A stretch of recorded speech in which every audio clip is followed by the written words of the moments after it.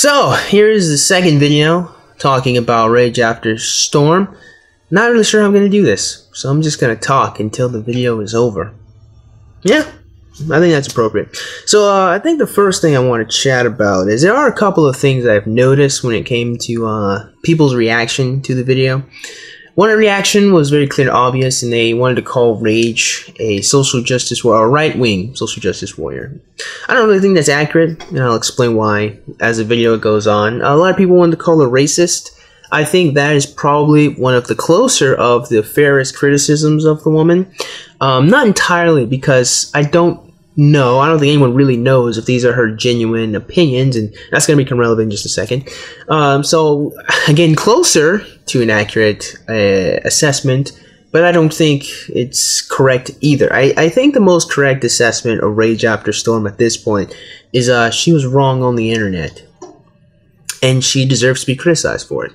So many people have really fought or been really angry and upset. So many people, I mean, more the white nationalist, alt-right brand of people have been upset with criticisms of RageafterStorm, constantly saying over and over again, she did nothing wrong. Okay, well, she didn't do anything wrong. I mean, voicing your opinion on the internet is just totally fine thing to do. However, the way she interpreted her information in her video was not right. It was inaccurate, and it leads to some pretty dark thoughts, some pretty dark, obvious thoughts. Now, I'm not really going to go over everything, obviously. That's why I made the entire 30-minute video where I responded to RageafterStorm's video, so I'm working with the assumption that you've seen that already. And if you haven't, then you probably should. Just saying. But I think the most fair criticism of... Hold on. I think the most fair and most accurate criticism of Rage is that she was wrong on the internet. And this is one thing that really has bothered me about the skeptic community in general. Not even the skeptic anti-left-wing community, I think might be better. And I can't even say anti-left-wing because some people are left-wing. It's really hard. I don't want to use the word skeptic because it's gay. No, I'm joking, but I really don't want to use the word skeptic because I don't think it's reasonable to base your whole identity on that aspect of yourself, but whatever. For lack of a better word, the problem with the skeptic community here is the fact that, well, there's two problems actually. And problem number one is the fact that whenever someone likes gets criticized, it always gets debunked or debased down to you're causing trauma. This is the silliest shit in the world to me. Because it's always whenever someone does the same shit they have been doing for the past 4 years on the internet to someone they like, all of a sudden it becomes a problem. All of a sudden that they're wrong, and all of a sudden they're the social justice warrior that they're supposed to be against. This is the silliest shit in the world to me. I thought... Now here's another thing that's really interesting even more to me, because I've been listening to atheists talk on the internet for years, for literally years. And atheists on the internet, at least on YouTube brand of atheists, they fucking love science. They masturbate to fucking National Geographic. They cannot get enough of science. Science is the best thing that ever happened. Actually, science is probably one of the best things that ever happened. But despite the fact that they have this huge hard-on and love for science and raw data, they always seem to forget one of the, if not the most important aspect of scientific discovery, and that is your results always need to be tested by someone else to see if they're verifiable. The entire basis of science, to check the validity of what people are saying, is to constantly test it out over and over again to see if what the first person got was wholly correct and accurate. Analyzing what somebody said critically is the basis of science. What the hell is wrong with you if someone has a problem with what you said? Isn't that what you like? Isn't that what you enjoy about science? Seems to be not. It seems that it's not what you like about science. What you like are just facts about the world. And if you like facts about the world, then I don't blame you, because I love facts about the world too. I love learning about animals all the time. But that's not science. Science is actually studying something. It's learning about something. It's trying to figure out why something is and how it works and why it works that way. So you have to analyze stuff critically. If people are analyzing what RageafterStorm said critically, what the fuck is the problem there? What is wrong with people criticizing RageafterStorm? Now, if you think that if they did a bad job of criticizing Rage, then let that be the forefront. Let that be the argument. Let that speak for itself. But I find so many people literally just upset with the fact that someone even criticized the woman, that someone even had something against what she said. And this is silly to me. people aren't always going to agree with anything that you see on the internet at all. I expect people when they come to my videos to not like them. I upload videos thinking to myself, and I'm pleasantly surprised all the time. A lot of people are not going to like this shit, but I'm going to say it anyway. Again, I'm usually wrong. I'm always wrong whenever I think that, because people usually love the videos I make. But the point is, criticism of someone's ideas is just some shit that's just supposed to happen, especially if you really like science. So I don't understand why anyone could be upset with the fact that Rage was criticized. She said something people didn't agree with, so they responded to her. So I guess this is what's going to lead me over to the next thing I'm going to talk about, and that is the criticisms of her being racist, or that the alt-right, or talking about these facts, is racism unto itself. Because this is something I saw a lot in the comment sections over and over again, and that turn of phrase is that facts are not racist.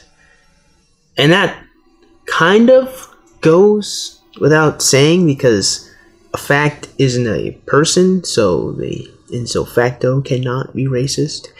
However, the person spewing the fact can be racist. In fact, the person could be using the fact in order to justify their racism. And that is what people mean when they refer to you being the individual who would use that response, as racist. People obviously have a fundamental understanding that knowledge itself, neither is good or bad. It's the relative context of which the knowledge is spewed. So if someone is dead, usually you have a negative connotation to death, but let's say the person was a dictator that was raping children. Well, you probably would think it's better he not be able to walk this earth anymore, right? Now, obviously this is an extreme example, but the point is, the fact of someone's death is not good or bad until we add some context there. A lot of people understand that vaguely, if not extensively, because we all have to understand concepts or context in order to, exist in the world. I'm just making the assumption that people have that general intelligence. I could be wrong here, but I'm going to be fair to humans in general, that we understand that. So it goes without saying that facts are not racist, because they're not people and they can't be. But when you interpret the information, when you interpret the shit that's presented to you as a representation of whether or not someone is superior, someone is inferior, then you are going to sound racist, because that's what the word racist means. Let's look at Rage's video, okay, when she talks about black people lack the ability to think abstractly.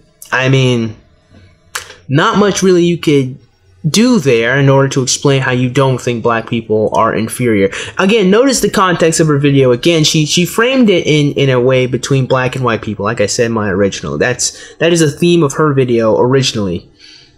Come on, people. Like, in America, at least, we don't live in a vacuum. We know the history. We understand that white and black people have been forced to face each other again, over and over again, constantly. Even to this day, people really strive to try to make a problem between black and white people. So, for her to frame the video in that way, of white people, having more intelligence, and white people going in trying to help black people, and black people just want to mess it up, she is framing it in an antagonistic way between white and black people constantly in her video.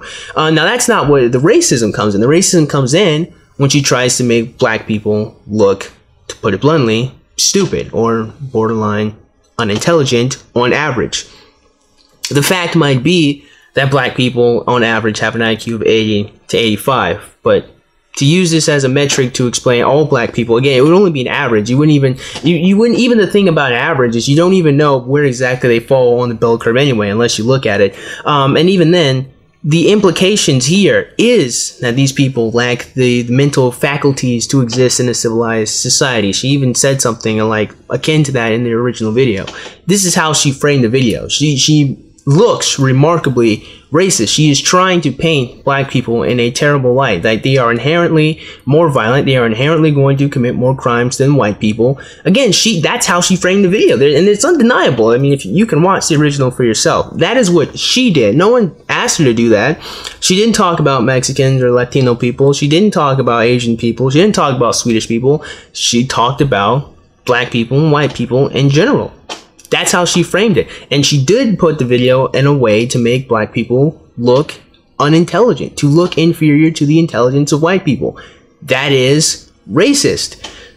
Pure and simple. That is racism in its purest form. And you can say over and over again that facts aren't racist, but the context of her video is what makes her look that way. So that's what kind of leads me over to this point here, and this is more about RageafterStorm herself. Despite the fact that she did frame the video in a particularly racist way, I cannot say 100% certain that she is a racist person. And the reason why I can't say that is actually, funny enough, when I originally made the video, there's actually the intro was a skit between me and Zarias, where I mistakenly thought that she was a feminist, and Zarias had to correct me and say, no, she's not a feminist. Now, the point of that, I cut it out, obviously, because the original video was long as shit. You know, it's like, originally it was 40 minutes long, but I cut that out for time constraints, so... But the point of the joke was to show that Rage is not far from the feminist that I used to respond to in the past. Not just in appearance-wise, but even mentally-wise. Rage does not strike me as an individual who thinks for herself very often. And I say this as someone that has watched her videos for a while. I've been subscribed to RageafterStorm when she had like maybe less than 4,000 subscribers, even less than that actually. I found her in the rough. So I've been following this woman for a while now. This is not the first time I've seen a RageafterStorm video, and she kind of has a trend of repeating the same talking points other people have said before, which is akin to the feminist of past I used to respond to over and over again. And that was what the joke was alluding to, and that's actually my honest opinion. I don't know if this is Rage's genuine opinion about this topic, because I think even her herself at one point said that she herself used to be a radical left-wing feminist. She used to be the feminist that I would respond to, and her appearance is literally of that anyway. So she has a trend, she has a history of repeating talking points, or at least of not thinking for herself or thinking critically of the own evidence that she has. And she very clearly and evidently did not critically analyze the evidence that she had, because if she did, she would have been able to come to the conclusions that I came to. She would have been able to stop and analyze and realize that, okay, this is the fact of IQ, but why is this? Why is this a thing? Why is this a factor? Can we do something different? Maybe it's something we're not doing. Who knows? She didn't do that, though. She purely surface level reductionist said it's genetic. That's the problem. And even then, and here's another thing that's really important, she framed the debate, once again, in a dichotomy. The genetics of black people inherently making them stupid and more prone to violence, and it's all the fault of white people. In the same way that a feminist would put it, women can't do anything wrong, they're fucking great, and it's men that's keeping them down and fighting them. That's the dichotomy that she herself framed it as. This is a consistent trend in her behavior. So I can't really call her racist, because she might not even actually believe all this stuff. She might just be fair weather. You know, she might just be trying to be a cool kid on the internet. I don't know. But I say all this shit as, again, someone that has watched this woman for quite some time now, alright? So this isn't my first rodeo with her, right? And so then that finally leads me to saying that, yeah, I don't really think it's right to call Rage a right-wing social justice warrior, because, well, I mean, one, like, social justice warrior is a pejorative. I mean, that's obviously what it is, but it's a pejorative that describes someone that's way too far left-wing. So right-wingers don't fight for social justice or social equality, so they ipso facto cannot be a social justice warrior on the right wing. It is a literal inversion of their own politics. So linguistically, it just isn't reasonable. It just doesn't actually make sense as a concept. I understand what the pejorative is actually saying, because social justice warrior is actually not a pejorative as it originally was, of one who's too far left-wing. Now it's almost next to just used as someone that is morally reprehensible, or someone that has a pretty morally reprehensible idea, or someone that's way too far into identity politics. I think maybe identity politics and being morally reprehensible really encapsulates the social justice warrior as it's used now. But I don't think that that describes RageafterStorm based on what I already said. So I don't think that that is a fair criticism of her. All that being said, I guess I can wrap it up by saying criticizing someone isn't drama, okay? I mean, yeah, sure, if all people are doing is saying mean things, if they're just throwing out nasty stories about someone, yeah, you can. I think it's safe to say that that is just some fucking internet drama. If all you're doing is flinging insults, saying blah blah blah blah blah, you did this, you did that. Onision, like Onision shit is drama on the internet. But if someone says something you don't agree with, again, this has been the staple of of atheists and the anti-feminist community and skeptic community for literally, what, 4 years now? What, back 2013, 2014, so 3-4 years? This is just regular shit that people have been doing for a while now. It's just a different person that they disagree with now. And honestly, the truth of the matter is, this is just kind of something you would expect from people in general, that you're not always going to agree on the same thing. And you don't have to dislike someone in order to disagree with them. I mean, yeah, I called Rage, a dumbass in the original video that I made. That was mostly for comedic effect. And also mostly because her point was remarkably stupid. But I don't dislike the woman. You know, I don't have any ill will towards her. I don't even know if these are her genuine own beliefs or opinions. You know, she could just be fair weather, like I said.